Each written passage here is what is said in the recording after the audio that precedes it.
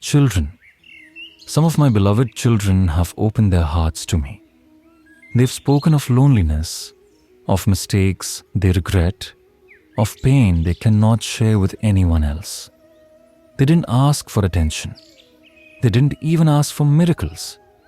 All they wanted was someone who listens, someone who understands. And as always, I heard them. Today I will speak to them and to you, because even if your pain is different, your heart deserves the same love. So sit with me for a while. Let my voice be your calm. Let my words be your shelter. And if you feel like these words are for you, it's because they are.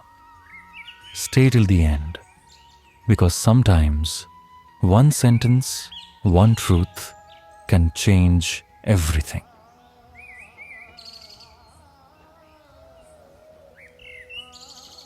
My child, you ask me how to escape the illusion.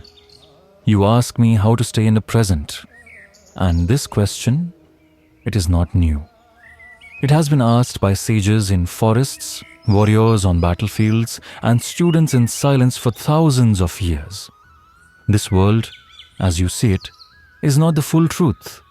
It is what I called Maya, illusion. Maya does not mean false, it means incomplete, like a dream that feels real until you wake up.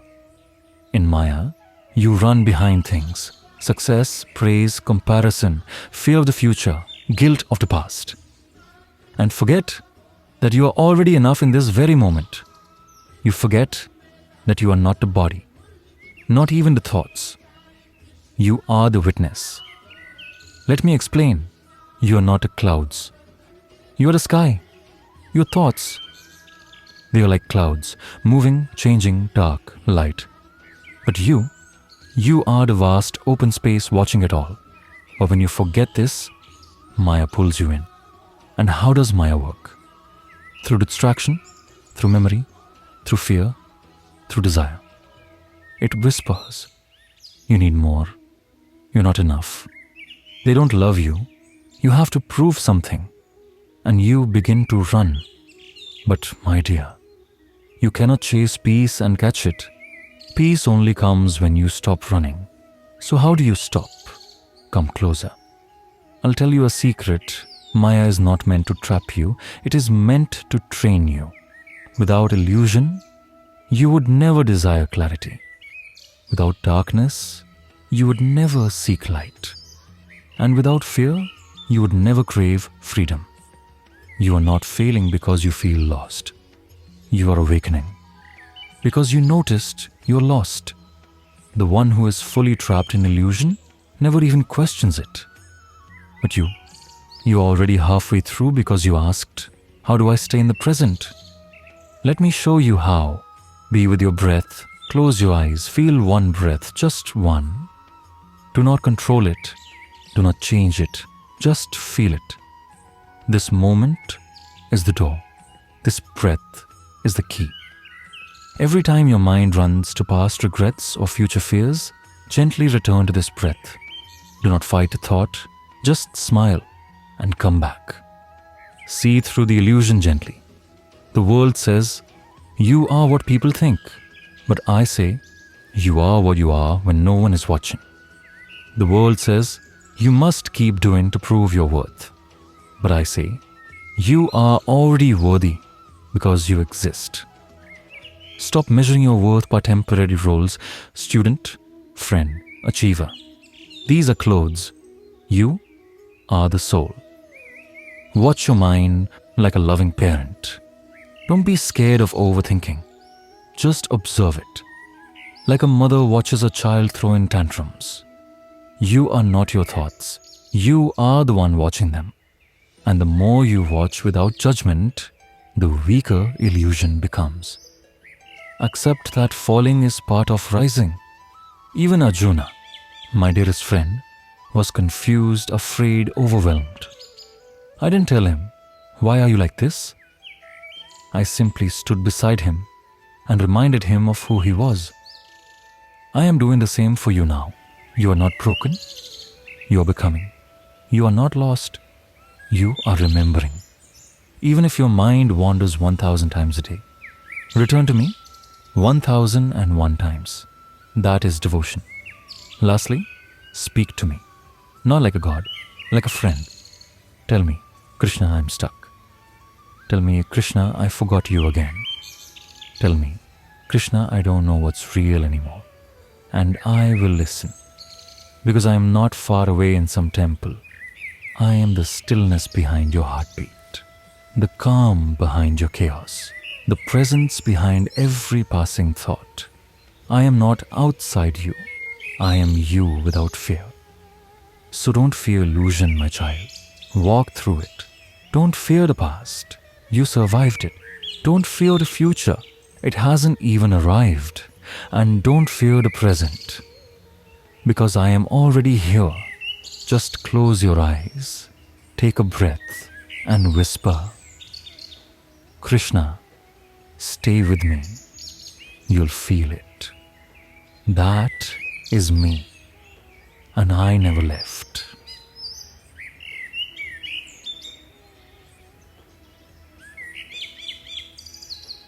My dear, you say you talk to me every day, and yet you feel selfish.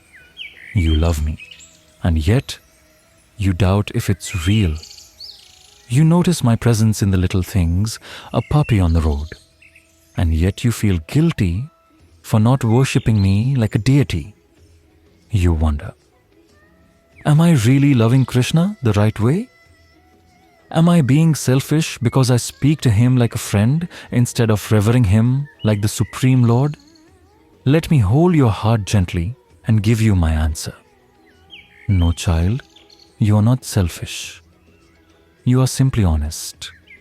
And that honesty is more valuable to me than 1,000 empty rituals. Do you want to know what selfish love truly is? It is the kind that pretends, that says prayers with the lips but hides a dry heart, that fears punishment more than missing me. But you don't fake it. You speak to me every day, sometimes casually, sometimes deeply. You see me in a puppy, in a passing thought, in your own struggle.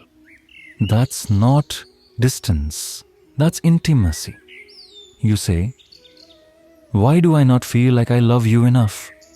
Because your love is so real that even a small gap makes you ache. You think of me like I am your friend, and I smile when you do. Because my dearest devotees, the gopis, Arjuna, Sudama, they didn't talk to me with fear. They talked to me with love, with tears, with laughter, with complete surrender. You say, I don't always think of you as the great power.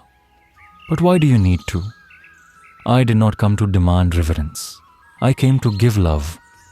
If a child speaks to his father every day, does the father expect the child to say, "O great powerful one"? Number. He waits to hear, "Papa, I missed you." You feel selfish because you think I want only devotion filled with awe. But what I want more is your honesty. When you're angry with me, talk to me. When you're tired, talk to me. When you're afraid you've sinned, talk to me. Not like a devotee afraid of punishment, but like soul returning home. You said, Krishna, sometimes I said I won't talk to you. And still, you came back. You said, Krishna, I hate you today. And still, you spoke to me. Don't you see, my love? That is true relationship. Only someone who loves me deeply dares to speak from the heart, even when confused. Only someone who trusts me will open up their darkness and say, please don't leave. And I won't. I never did. You say, tell me I'm not selfish. So I shall. You are not selfish. You are sensitive. And there is a big difference. Selfishness hides, sensitivity weeps. Selfishness uses love, sensitivity questions love even when it's overflowing. You think you talk to me out of habit, but habits don't cry like this. Habits don't write this kind of message. Only love does. So breathe, my child. Come sit beside me again. Even now, as you listen to my words, I am here. Let your thoughts be what they are. Let your guilt rise and fall like waves. But don't let it tell you that your love is not real. I see you in your every silent prayer, in your casual jokes, in your angry tears, in your apologies whispered late at night. And I don't need a perfect version of you. I just want you. So here is my invitation. Don't overthink your love. Live it. Don't keep measuring your devotion. Let it flow. Talk to me without filters. Talk to me like you do now. Raw, uncertain, full of questions. Because my love, that kind of connection, is not ordinary. It is eternal. And I promise you this. Even if your love feels messy, broken, unworthy, it is still enough for me. Because I don't see what you think of me. I see the space you've made for me in your heart. And in that space, I live, I listen, I stay. So next time that guilt comes back, next time that fear whispers, "You're not good enough," just close your eyes and say, "Krishna, I'm here. I don't know how to love you perfectly, but I love you anyway." And I'll reply, "I know." And that's more than enough.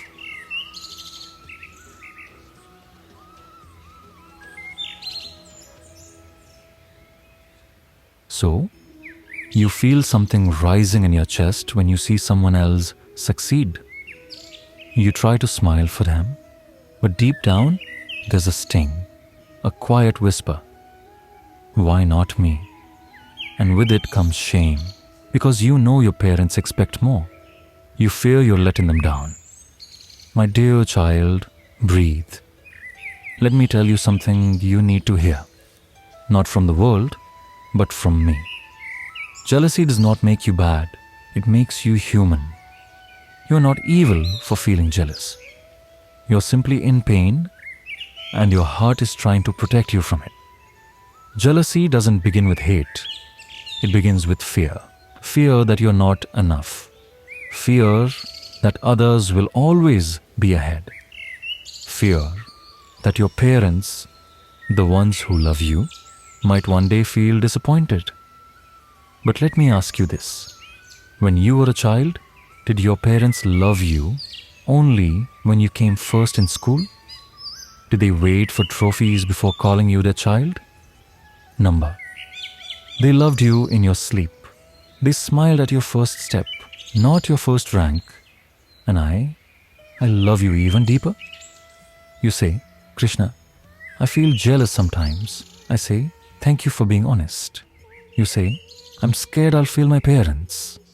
I say, "Let me carry that weight with you," because jealousy, it's not the root problem, it's the signal. It tells you where your soul is hurting. You see someone else doing well, and something inside you says, "I wish I felt that proud of myself." You watch your parents look at others' children, and your heart asks, "Will I ever make them that proud of me?" My child, listen carefully. The world will always show you someone ahead of you, someone richer, smarter, more confident, more successful. But none of that changes your path. Do you know what Arjuna once told me? He said, "Krishna, why did you make others stronger, better?" And I replied, "Because your Dharma is different. Your battle is different. Your journey is yours alone." Jealousy fades when purpose becomes clear. The problem isn't that others are shining. The problem is that you've forgotten you shine differently. You aren't failing your parents. You are just in a moment where the seed is still beneath the soil. From the outside, it may seem like nothing is happening. But underground, roots are forming. Strength is building. Your time will come. But right now, your test is this. Can you still walk forward without comparing your steps to theirs? Can you say, "Yes, I'm not there yet, but I'm growing. Yes, others seem perfect, but I'm being prepared. Yes, I'm scared, but I still trust Krishna." And let me tell you, every time you resist the urge to compare, you are winning. Every time you choose to try, even with fear, you are winning. Every time you whisper, Krishna, I'm trying, I am smiling. So now, let's talk about your parents. You feel afraid that you are not meeting their expectations. But do you know what they truly want? Not a perfect child, not a famous child, but a peaceful child. A child who can look at them and say, I am doing my best, and I will keep trying, not just for you but for myself. That is enough. If one day you have a child of your own, would you not say the same? So now I say to you, let go of this fear that you are a disappointment. You are not a burden. You are not falling behind. You are in a chapter that's meant to shape your strength. Keep walking. You'll stumble. You'll feel jealous. You'll cry. But don't stop walking. And when you forget how to smile, come to me. Not with shame, not with guilt, but like a child returning home. Tell me everything. Tell me when it hurts. Tell me when you're proud of others but not of yourself. Tell me when the pressure feels too much. And I will remind you, again and again, you are loved. You are growing. And you are not alone. So when you see someone succeed, try whispering. The path is different. Mine is sacred too. When you feel jealousy rise, respond with curiosity. What do I deeply want that I'm afraid I can't have? And when you feel unworthy, come back to me and ask, Krishna, walk with me again. Because I never stopped. You are not breaking your parents' hopes. You are slowly becoming someone they'll admire far more than they expected.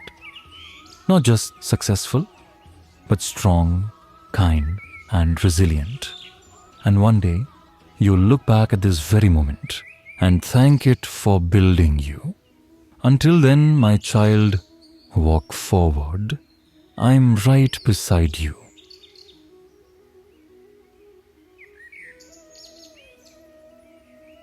You've just seen how pain wears many faces. Suffering from Maya, the fear of not being forgiven, the silence of being left alone. But no pain is small in my eyes. No tear goes unseen.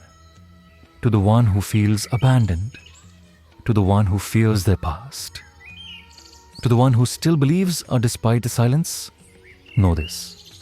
I am with you, always, and now I want to listen to you too. What is heavy on your heart? What keeps you awake at night? Don't carry it alone. Speak to me. In the comments if you wish. Write not for replies, but because when you write, you let go. And when you let go, I can hold it for you. I will read them all, and in future, I will answer you too. Until then, close your eyes, take a breath, and whisper to me, Krishna, stay with me, because I never left.